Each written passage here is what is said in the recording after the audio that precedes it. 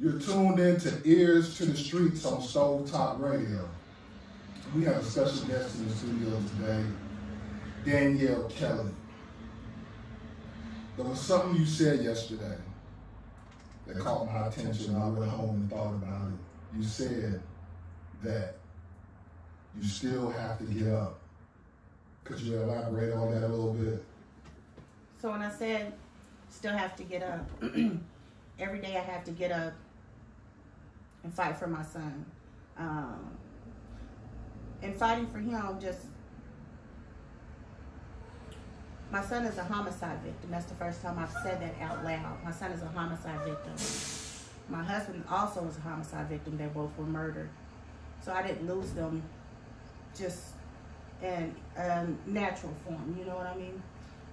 And with that, I have to speak up because there's our parents out there. There are so many grieving mothers, and it's not mothers, it's fathers. People have lost their sisters, brothers. So it's just not me that has lost people.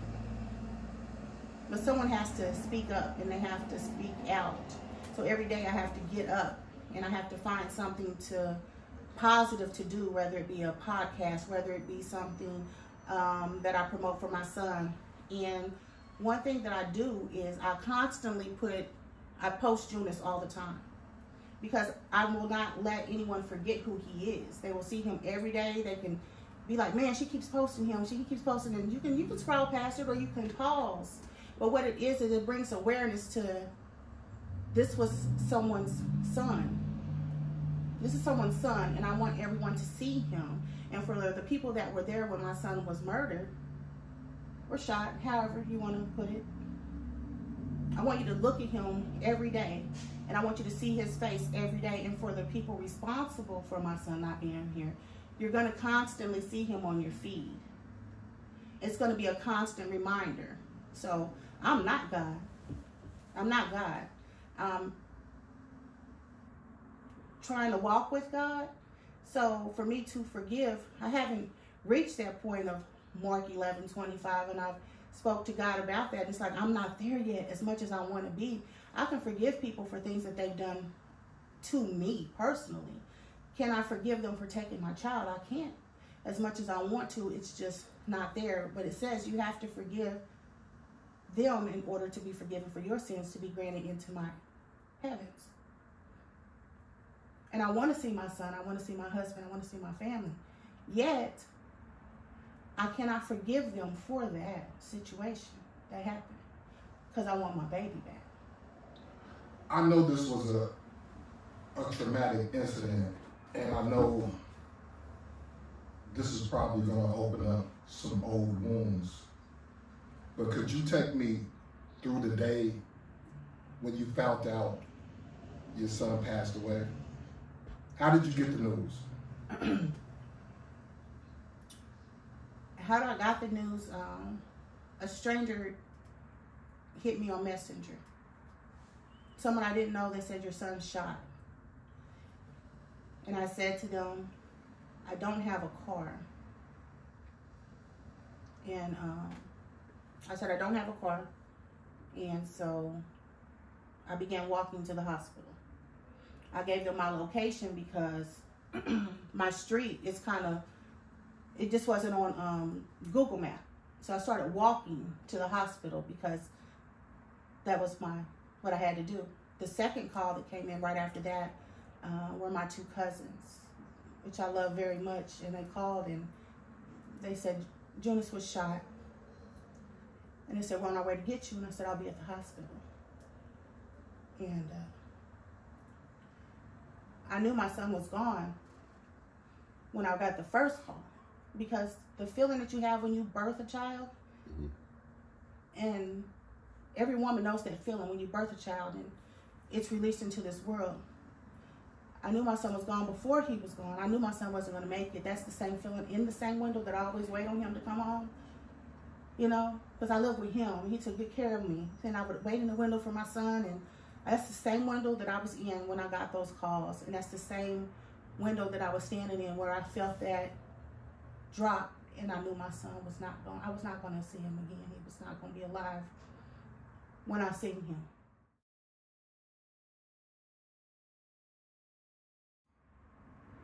Could you tell us a little bit about Jonas? What had made him special? Well, let me clarify something. When I say that feeling, what I'm saying, I knew my son he wasn't going to make it. He hadn't passed yet. Oh, okay. That feeling, I knew he was not going to be alive. I knew. It was like the connection that we have. You have a connection with your child, and some mothers are going to get this and some are not. Some mothers are connected to their children in a special way, especially if you grow up with them and you're constantly with them. And when we talked about Jonas and me parenting him and how I was a better father than anything, because I had to teach him how to be a man at an early age. So I prepared him for life. So we grew up together, you know? So our connection is a lot different, you know? So in that, when I'm saying he hadn't passed yet, I knew my son was going to be gone. I knew, because I felt that drop in my stomach. I already knew that my son wasn't going to be here. So I just wanted to clarify that. Yeah. But your question? When I started the show and you said the comment that you had to get up. Could you explain to the audience about being grief-stricken and what a person goes through? When you're grief-stricken, I have no one. My son's gone, my husband's gone, my mother's gone. I don't have any grandchildren. And I stress that because that is, when you've only had that block, you know, and then everyone's removed and it's just you by yourself and you have no one to turn to, you know. Because you haven't figured it out yet, because this part of your life, this was not planned. This was absolutely not planned. When I say I got to get up for Jonas, it is because I can't let his name die. I can't let his legacy die. I have to build this for him. When I post, we will build it for you, we'll finish building it for you, because my son had so many dreams and he had so many visions, and just things that he wanted to do. And I'm going to complete that for him. There's going to be a building with his name on it here that's going to be purchased. I'm going to make sure of that. A record label. There's so many things that I have in the works for my son, and I've been working on this since he passed. Even being in grief and all of that, the only thing that kept me alive, even with the attempts of not being here, something kept pulling me through. And in each part, I had to just be like, I have to hold on to what means the most to me, and that was my son. Because I didn't feel like I deserved to be here. I didn't love me. I love my son, and it's always been my son. The things that it's always been my son, for my son, and for my son. And so even with that, if that's what keeps me breathing and that keeps me here and wanting to be here, if I have to use Jonas every time for that, then that's what I'm going to do. For him, being grief-stricken is, you can't breathe, you constantly cry, you don't get any sleep. It affects your health. My cousins have watched me in this journey to where sometimes I'm myself, sometimes I'm not. Sometimes I'm present, sometimes I'm not. My thought is constantly on my son. My thought is constantly on how much I miss him. It is also on how can I save these children or save these mothers? I get up and I help people constantly. I get calls at 2 o'clock, 4 o'clock in the morning, 5 o'clock in the morning. And the ironic thing is all of these women have sons. They have sons. And just to touch on something, because I know I'm kind of off track just a little bit, but we had talked about this, and I feel like this is really important. I was introduced to a lady maybe 2 months ago. And in that, we were just introduced as, this is Danielle and this is such and such, you know. And in that 2 months, we would pray together. We would talk about our children, talk about our son, my son, and we never once mentioned our son's names. I don't even know how that came about. And we constantly talk and just worshiping together, praying together. She's going through this, I'm going through that. And we are so close now. We are so close. And we had a conversation maybe I think 3 or 4 days ago. And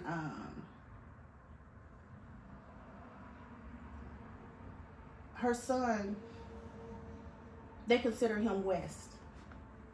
And my son's rap name is June from the East. They consider my son East. And when she told me her experience, and then I told her my experience, and we learned our kids in just a certain situation, we took a brief moment and we both said at the same time, if I had known that about you, your son would, you know, your son and my son, we would never have been friends. We never would have been open to the conversation. It would have been a conflict between the two mothers.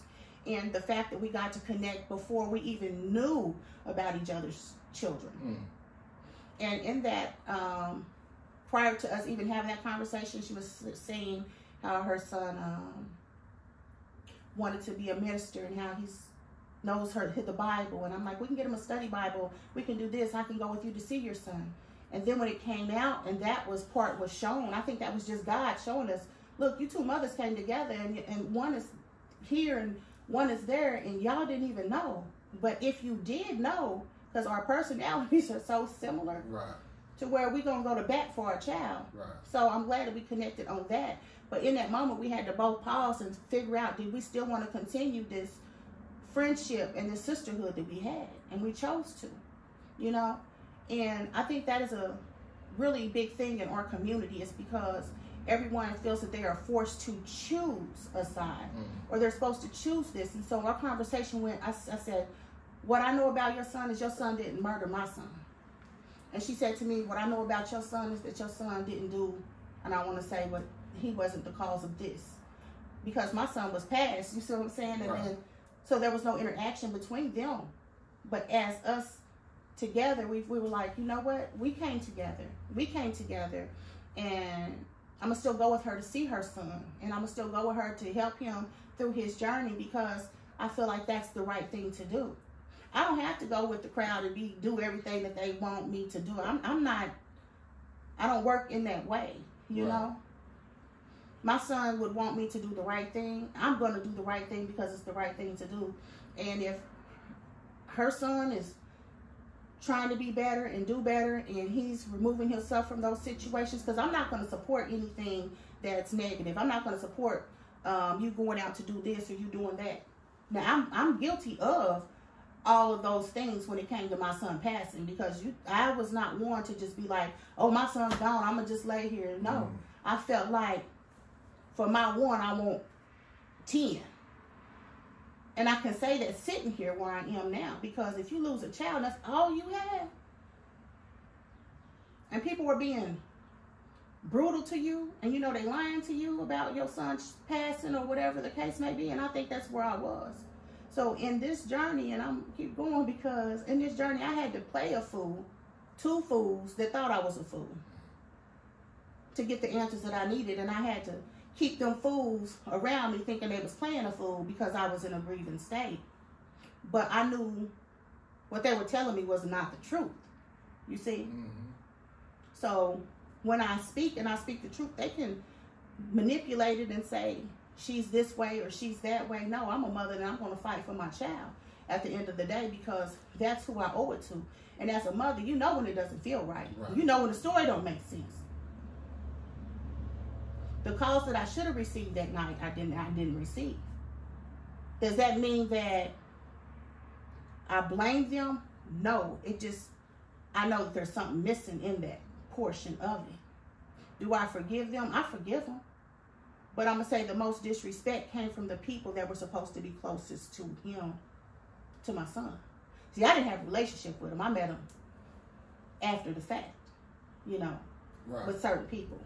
So the people that murdered my son, whether it was on an accident or it was intentional, and that we'll get into that later on at a different time, they owe me nothing. But the people that were closest to my son, they owe Junius something.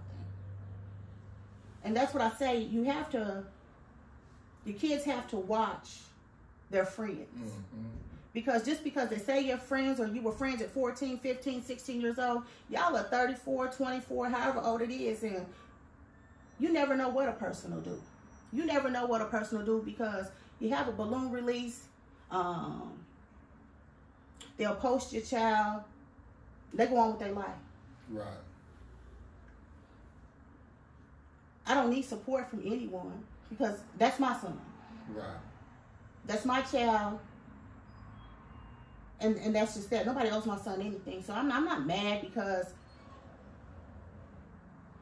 they don't do this or they don't do that. I'm not mad, but don't present it to the world that you are doing this when you're not, you know? Right. And we can put all of the false things out there. The reality of it is that we are losing our children because people are making it seem as if it is cool to be a menace. And I'm going to just say that because I don't know what other word to use. Our kids are dying. Our kids are in jail. We have kids that are looking at life sentences. These are children. Right. And for what?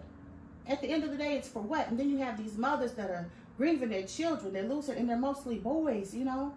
They're mostly men, well, children, believing that they're men at 17, 16, and they're being influenced to do these things. And this goes for all of Columbia. I'm not just speaking on East and West. I'm speaking about all of our children. Right. So when I asked you the other day, I said, what made you come back? Because we're from Columbia.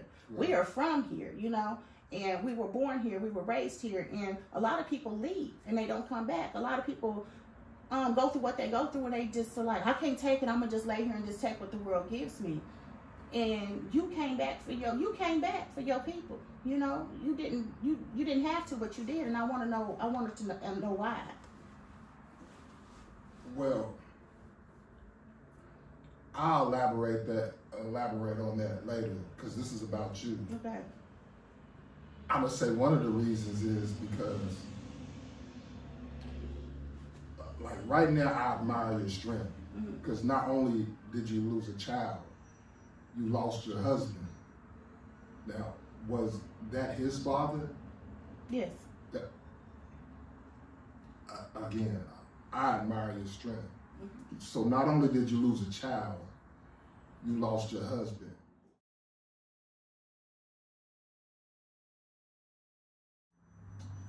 Carlos Kelly, Gucci, was murdered March 29th, 2006. My son was murdered May 23rd of 2021. So. And you say murder. I want the audience to understand is, I lost my mother through cancer. That was one of the hardest things to me because I had to literally watch her wither away.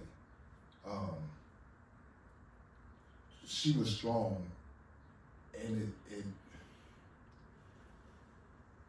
at times this might sound crazy. There was times where I was like, God, take her now. I never had, if you ever, I choose my words wisely, and when I say wither away, that's what she literally did. I watched my mama go from maybe 160 pounds to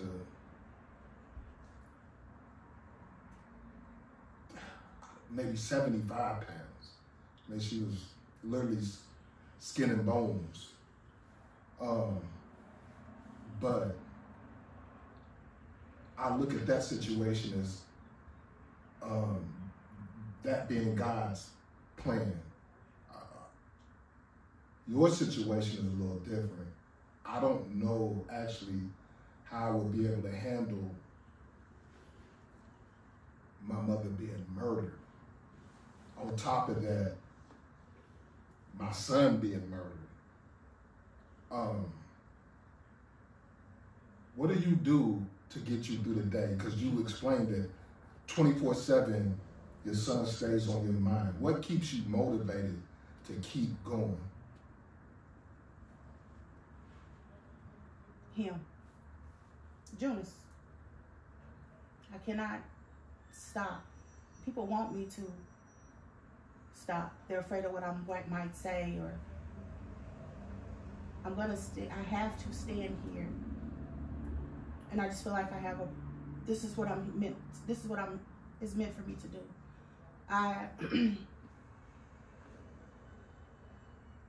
This is something that I have not mentioned.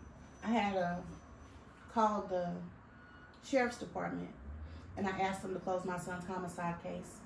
This was after one of the times that I tried to, because I watched a video of my son, and my son's last word was mama. I couldn't make out, was he saying, I want my mama, where is my mama, or what about my mama? But my son's last word was mama. And that stuck with me, but I kept replaying it because I wanted to know what he was saying, and that was torture. And I can never forgive, well, I'm not going to say I can't, I just didn't understand why people wanted me to see that when people could have just said, this is what happened. This is what happened. This is what happened, because my mind was just going to what happened to my son, what happened to my son, what happened to my son. Right. So once I seen the video and I could see everything that I needed to see, It was on video? I paid for the footage. I paid for the footage. Hold on. So you telling me the killing was caught on camera, or your son passing was caught on camera? Let me clarify. So what I did was, and this is I'm just a truth teller now, so whatever comes with it, comes with it. I paid for the footage, the body cam footage. So I got the body cam footage of every single angle from when the call first came in. So I watched it from when the call first came in. So I watched every single thing. So that's why when people say this happened or she did, or baby, I watched it with my own eyes. You see? So when people say certain things, and I had to go back, because when I was watching it, I'm not really good with technology, and I didn't know that there's a hidden file here and a hidden file there. So where I thought that this person wasn't there, I had to go back and clarify. But there's a lot of things that I did not speak about in regard to that. What I seen was my son's energy leaving his body. What I seen was I seen my son's energy leaving his body, and I heard his words and I'm gonna say this, and people can take this however they want to. The sheriff, because people were telling me they didn't help Jonas, everything people told me just didn't make sense, but I watched it. Once I watched it, there was a sheriff holding my son's hand. And he was talking to my son, I seen a peace come over my child. And I knew at that moment that he was okay because of this sheriff. And I want to meet him one day because I love him, and I want to thank him so much for being there with my child through that process. A lot of people said that there were a lot of things you might have been there, but I seen this one particular process when it was just him and that officer, and he did everything he could to comfort my child, to save my child. And I appreciate that, because my child didn't die alone. People get confused, about that. But going back to when I was leaving the hospital after that attempt, and I said, I called him and I said, I want you to close my son's homicide case. And I've been pressing for that, because they are not trying to solve my son's homicide. And I can say that with confidence. I can stand here right now. I have seen the detective. I've seen him walk past me at the courthouse. When I go down there, they are rude. When I go down there, they don't call me back. I call them. They act like I'm irritating them. The disrespect that I get, not only from them, but from my community. The disrespect that I get from my son's so-called friends, you know. The disrespect that I've just gotten all the way around, to where the only person that can fight this battle is God. So as far as me leaving it up to them, they're not trying to solve my son's homicide case. The only way they solve stuff is if it's on camera or something like that. They are not trying to solve my son's homicide case. They don't even contact me. I contact them. When I see the man, he walked past me, and I said his name and said, "Hey, you remember me?" and shook his hand. And I said, "This is Jonas's uncle, and this is such and such." You understand? And I'm like, "I'm looking forward to hearing from you." Still haven't heard from him. I talked to the lead detective over him. "Why do you want me to close the case?" "Because y'all not working his case." But I'm a truth teller now. And so the truth needs to come out about my son and his situation. Because there's so many false narratives around Columbia about what happened and who and this and that, to where the truth won't. I need to tell the truth. And I feel like I'm not going to be free until I'm able to do that. So I have asked them, and I'm going to ask them on your podcast for them to close Jonas's homicide case. I don't want it open, and I'm going to put that in not only God's hand. There has to be a way for me to do that. There has to be a way for me to do that, because they're not working my son's case, and they're not going to be able to shut me up. Nobody's going to be able to shut me up when it comes to my son and the truth coming out, because I feel like it's a heavy weight on me. It's a heavy weight on me. It's a very heavy weight on me, to where my son's story needs to be told. And I feel like the stories that I hear, or people saying this or people saying that, no, the truth needs to come out. So whether I have to put the footage on somewhere or post the paperwork or whatever it is that I need to do, that's just what I'm going to have to do, because I want these kids to see that this is all fake and no one loves you the way that you think that they do. When you walk out of them doors at home, guess what? No, the world don't care about you like your mama does, or your grandfather does, or your grandmother does. Now, I'm not saying people don't miss Jonas and they don't love him. I'm not saying that. But what I'm saying, the lengths that my son will go to help out, and I've seen him do it, to help out someone in need, or to help out a friend, none of them have done that for me. Now I've been called a whole bunch of names, and I've been talked about, and I've been called crazy, and I've been called this, and I've been called that by people that he cares about. There has been so much disrespect going on, to where I cannot hold it in any longer. You understand what I'm saying? And you said the disrespect is by Jonas's. Why do you think that is? Because I'm a little lost. Why would his friends want to disrespect you? You know what? Are you saying that some of them, you think some of them might have some involvement? No, I don't believe that they have involvement. I feel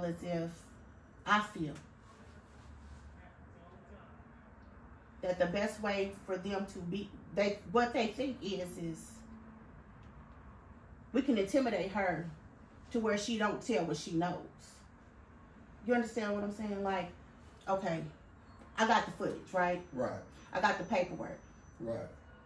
So if you're saying this on you're saying this happened, you see what I'm saying? And then I know that that's not what happened, because I'm having a conversation with you. The best thing for you to do is, or what they're going to do is, make it seem like, how we going to make her be quiet and not tell the truth in this sort of situation. There were things that happened. Now, they didn't do anything to my son. After my son passed, there were things that were done. Like his car was broken into. Oh. Things were missing. You see what I'm saying? So when this podcast comes out, it's going to be a lot of people in the comments But again, I'm a truth teller. So when I say you got to play a fool for a fool, you got to be the fool and all of that. And the whole time, that's what I had to do. And I had to do that for over 2 years dealing with people. You understand? But they'll take what I say and then they'll share it or whatever. I have never been the type, and this is why I say I had to change. This is where your change comes in, because I was the only one defending my son in these rooms. Because y'all saying you people will, what I've been through, you would never believe. You would never believe. No, I believe you. You will never believe to do this podcast. And I believe you. That I've been through. Yeah. And for people to paint it as if it's me. The story, I'm going to tell it at the end of the day. I asked for them to close the homicide case for Junius, and I'm saying this on air. I'm asking them, I've been asking to do that. So what do you think will come out of closing the case down? Having them close the investigation down? What are you hoping to accomplish by that? That the truth comes out and it saves a child. And it opens these kids' eyes to what life really is. I also did mention on this footage, there were people recording my son. There were people with cell phones recording my son laying on that ground shot. See, no one speaks about that. But there were people there, and they'll say, I was right there with him. I was in the booth. I don't want to hear it because I've seen it. You could have told me that before I seen it. They was telling me all kind of stuff that was not true until I seen it. Once I seen the paperwork and I seen what his friend said, hurt me. Because how can you say, oh, I don't know him. And then I seen people on the footage saying, I don't know that nigga. But you the same person saying to everybody else, oh, that was my partner. So that's why I'm saying I have to be a truth teller in this. Because I'm going to fight for my son and his story is going to come out. And that's just what it is. So whether it be in a documentary or a day in the life of, because these children need to see that the people that you are around, they care nothing about you at all. It's about them. Be careful who you trust. Be careful who you allow around your children. Well, I can vouch for the trust part.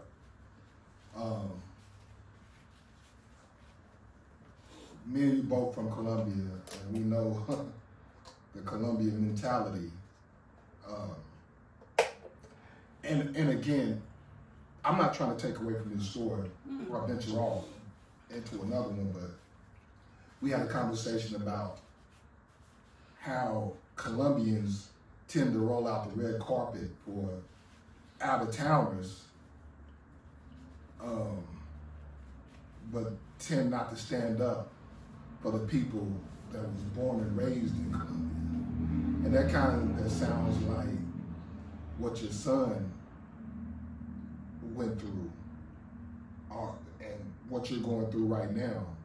You were saying that your son was a rap artist. Yes. And he went by June of the East. June from the East. Just June from the East. Before that, it was Gualalingo. And then he changed his name to June from the East. So yes, he does music. He also has a feature with T-Rail. It's called 804 Wheels. And it's basically a journey through his life. Can I find that song? I mean, it's on all platforms. It's on Spotify. It also his original. The original is on there too.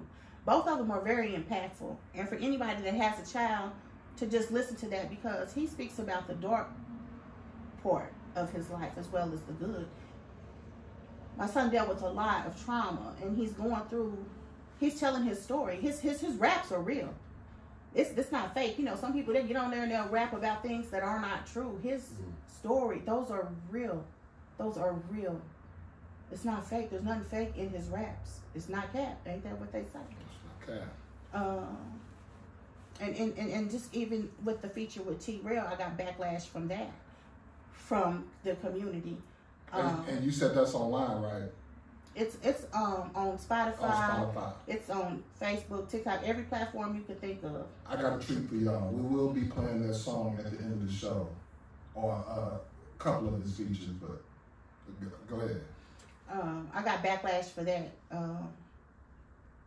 saying I'm not doing this right or I'm not doing that right. Nobody has given me any money to do anything. The money that I use for my son is money that I had set aside for Junius, that Junius had left, you know, because my son has always worked. So there was an account set up for him for that money. And there was also money that I had saved. I moved out of my house. Something said move. And so I was homeless for a while because it was like I knew there was going to be a breakthrough. Something was going to happen for my son. And so in that process, I was homeless. My car didn't work. I was broke. I couldn't use. I was in a bad situation. Not because I had to be, because I have a loving family. I have a family of strong women, from my Aunt Donna to my cousin Tisha, my cousin Tara, my Auntie Birdie, and my leader Crum. Like, I have so many powerful, strong women. My sister, I come from a praying family to where I didn't have to be homeless. It was just what God needed to put me through so I could connect with him, so I could understand and I can go through the process. Because when you've had everything,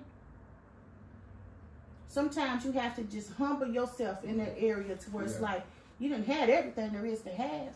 But in the end, I couldn't bring my son back. I couldn't bring my mama back. I couldn't bring my husband back, you know? Right. So in that, it's just like you can't tell me what to do or who to work with or anything like that. This is one of the features that, and I prayed about it. I switched songs and people were upset about that because I had other people on another song and it just didn't feel right. Something in my spirit kept saying, just wait, hold fast. And I didn't understand that until this came along. So when I made this choice, instead of people supporting it and just saying, you know what, this is a mother fighting for her son and she's doing the best that she can.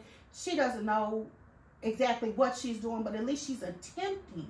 She's attempting and she's trying to keep her son's name alive. She's doing the best that she can. I didn't get that. Right. I got, you ain't doing this right, you this, you that. That's what I got from my community. This is what I got from his friends. You understand? And then ain't nobody putting forth no money or no money in my pocket to do nothing. Not that I want them to. I don't want nothing from anybody, especially from that sort of thing. You know what I mean? Right. Because I don't need anyone saying what they did or didn't do or whatever. But I can list a whole bunch of people that didn't do something. That should. Now, we can start there. You know? We can start there because there's been times when I ain't had food in my house. You know, there's been times where I couldn't pay my rent. I was 4 or 5 months behind in my rent. I went through a lot, but these are people that said, oh, I've done this. You ain't did nothing for me. My family has. Right. My pawpaw has. You know? This is not easy. This is not easy for me to come here. It is not easy for me to say, I want my son's homicide case to be closed. Because I have to put that in God's hands. God's going to take care of that. I can't fight that battle. I can't carry that no more. Right. And I need to be able to speak freely about my child. And maybe this will make them work harder, but it's not. Right. So I don't want to feel caged, and I don't want to feel limited on what I can say in regard to that. But even that needs to come out, you know, in that situation and pertaining to my son. What advice do you have for the mothers that may have some kids on the streets about to end up in the same situation that your son ended up in? What advice could you give them?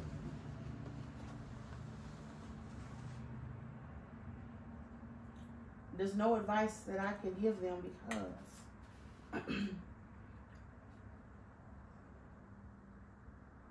the kids are going to, my son was in the wrong place at the wrong time.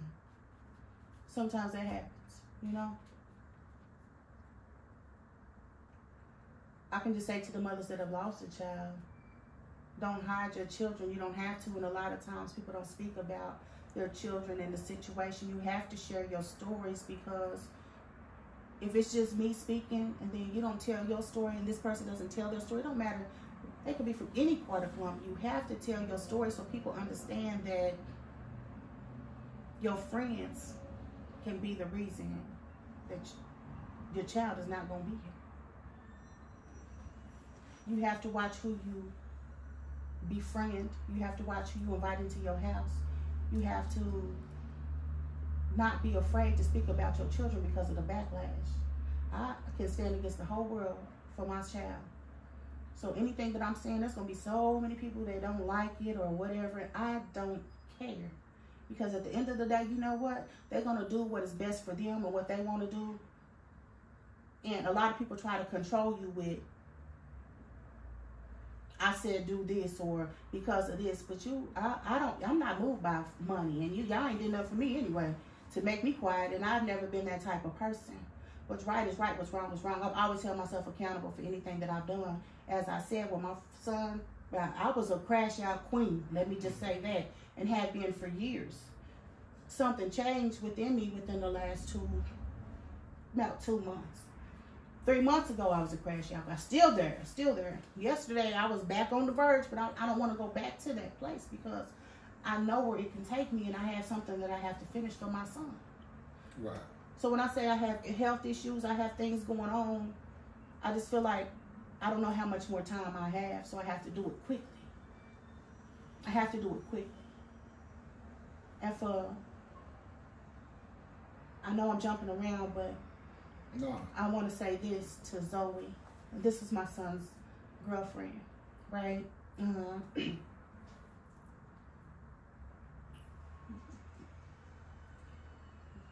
When I was going to court, and this is what I say when people said they love my son, and I'm going to get back to Zoe in just a minute. When people say they love my son, and they were there, and they did this, and they did that, and the homies feel this way, the homies feel that way. Do you know how many times I've been to that courthouse, writing letters, fighting for my son, fighting for this? None of them have ever showed up. I have been in front of judges, and I have stood in front of them, not knowing these people, and talked about my son was an amazing person. My son was loving. My son was talented. And I had to keep going and talk about my son in past tense. Not one person showed up for me and my child and all of that. But they can say all of the things that all of these other things. You love him, but you never showed up for me in those situations. No one ever showed up for me or Jonas. They're not for me. You don't have to show up for me. You didn't show up for Jonas. And I had to talk about my son in past tense the last time I went before them, and I had to say this. When I kept saying my son was, and I realized I kept talking about him in past tense, and I said to them, I realized the hurt was this. I watched his friends have kids. I watched his friends get married. I watched his friends go on vacation, and they just living their life and just having a great old time. And I don't get to ever see that for my son. I'll never get to see him as a parent and raising his own child and what he would became or what he would have did, how his music career would have skyrocketed, because my son was about to get signed. That was another thing, and that's another reason I want his phone. He was so amazing, and no one will ever, I'll never get to see what that was going to be, what I created. Going back to Zoe, and this is another thing that hurts me. Zoe was there maybe 3 or 4 days before my son passed. Her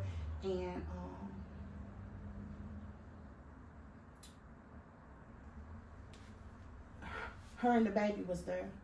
And Jonas was moving to Kansas City. He's about to start a new life with Zoe. That was his plan, to move to Kansas City and start a new life and still work on his music. And I thought it was such a wonderful thing, but I didn't want him to leave me behind. I'm like, well, make sure that there's a mother-in-law suite, because I'm coming with you, or where y'all moving, I'm moving down the street, because I never wanted to be away from my son again after being away from him for that long, right.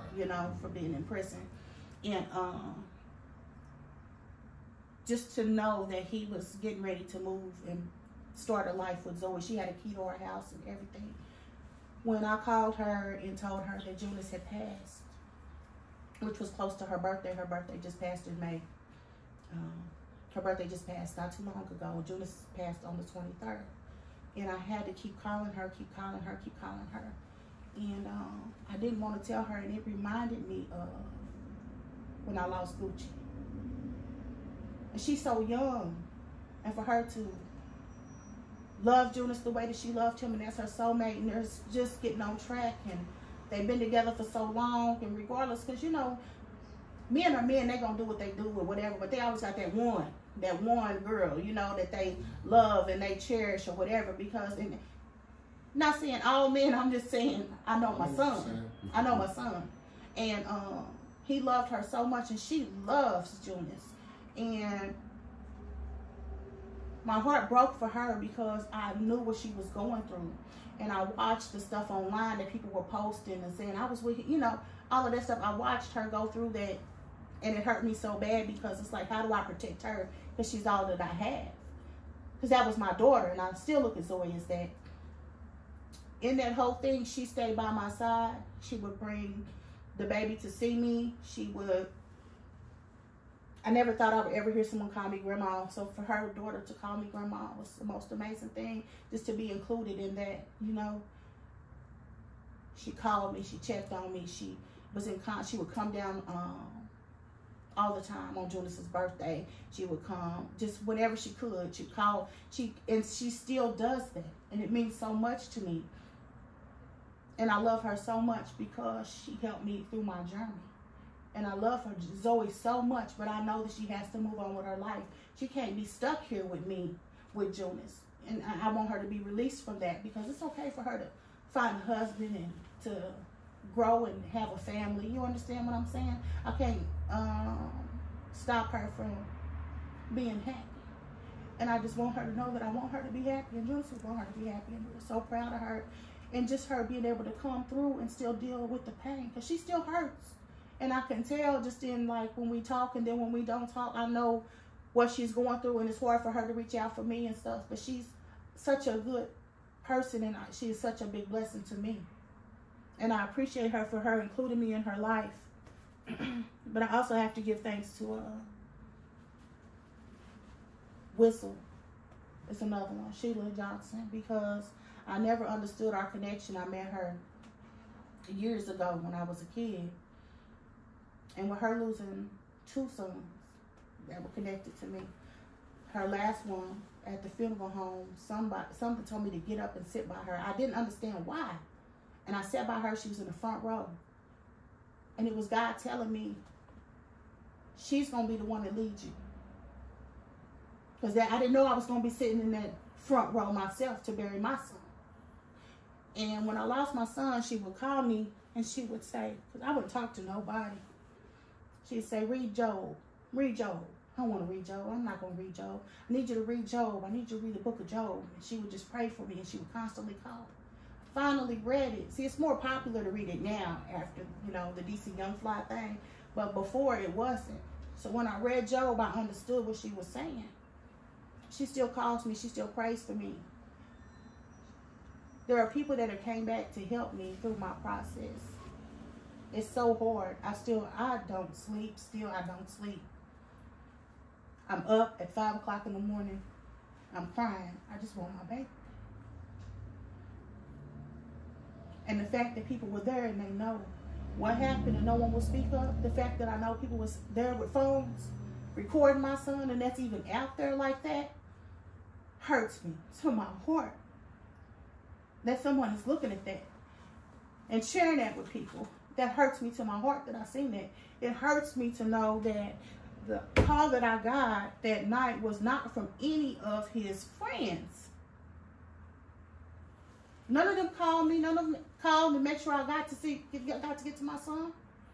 Someone hit me on Messenger, and I had to start walking, give someone my location. You know, I don't want to say her name, but her and her husband came to pick me up, and it just so happened that I had seen her husband prior to that. You know what I'm saying? And they was trying to get to me, but again, I should not have went through that, because where were his friends at? Why didn't they come get me? Why didn't somebody call me and tell me my son got shot? Why would it be from a stranger? And why would it be from this person? And my cousins are coming from Boonville to get me. And that's what it is. This is really it. This is really it. They don't care about your kids at the end of the day. Because who was up here with me but my family? You see what I'm saying? And everywhere that I go, it's my family supporting me. You supporting me. And the reason I wanted to do the interview with you is because we were all connected as kids at some point. And if you look at who showed up today, it's the same people from way back when we was in the hills.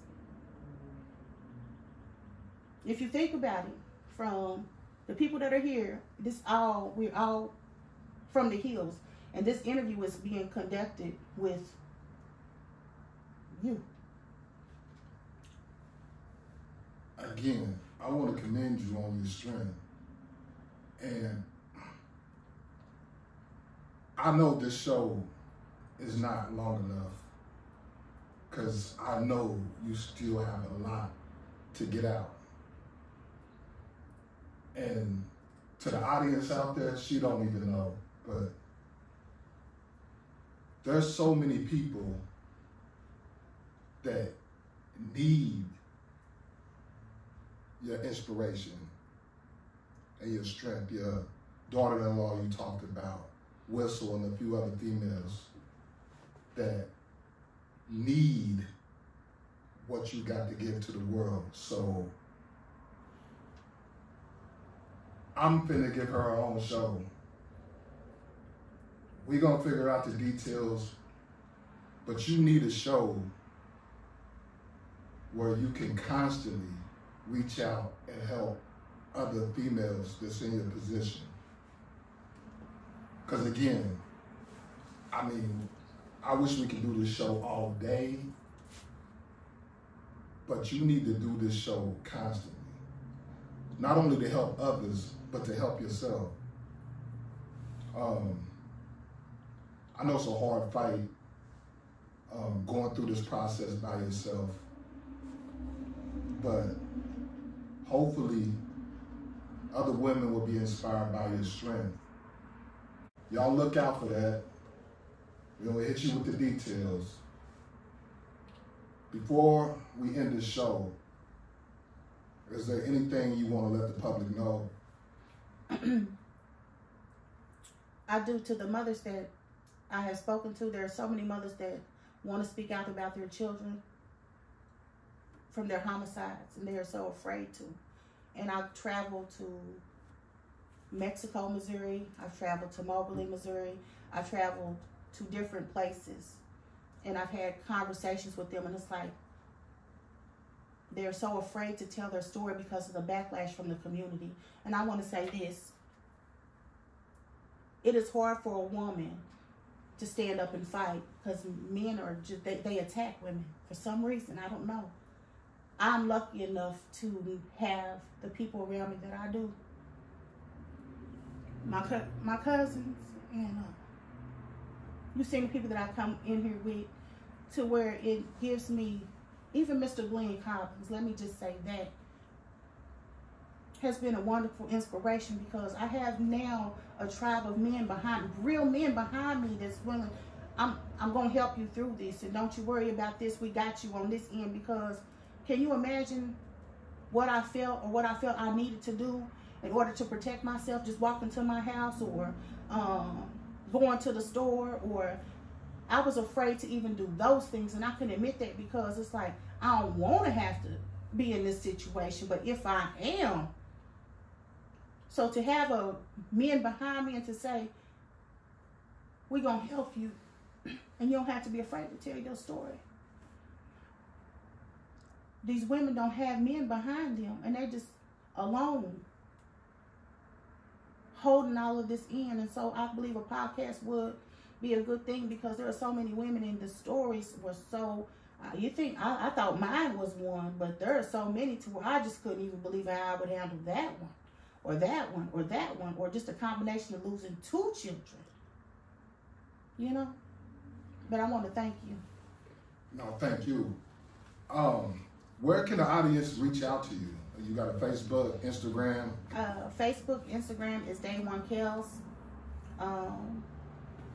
My phone number is also listed, so you're able to message me. You're able to, whatever it is that you need to do, that is a real phone number. You can message me. I will get back to you. If there's anything you need from prayer, whatever it is you need. If you just need someone to talk to, I'm always up. I barely sleep. I'm more than willing to help any mother, a father, a sister, a brother, anyone that has lost anyone. It doesn't just have to be a child. You ache from, you grieve from many things. You know, losing a mother is a pain that you don't ever want to fall upon anyone. You know, if it's anything that you need, if you feel like you just can't make it through the night and you just need someone to talk to encourage you, I will come, I will show up, we can have coffee, whatever it is. Just know that that's not the answer. It might feel like it at the time, but you have someone that you can call. Please don't do what I did or tried to do when God just was like, I'm not ready for you. You don't have to do that. I'm here. So just remember that you are loved. I love you. And it's going to get better. Not by a lot, you know, maybe not a lot, you know, but it will. You just have to find the right people and the right connections. But if you ever need anything, you ever need to talk through something, you're not feeling right, whatever time it is, I will answer the phone, and you deserve to be here. And your son's music, where can they find it? June from the East. June from the East. It's on all platforms. The song is called 804 Wilkes, the original version. There's also the clean version as well. The remix with T-Rail on all platforms, 804 Wilkes. Go out and get that. Shout out to T-Rail and his team.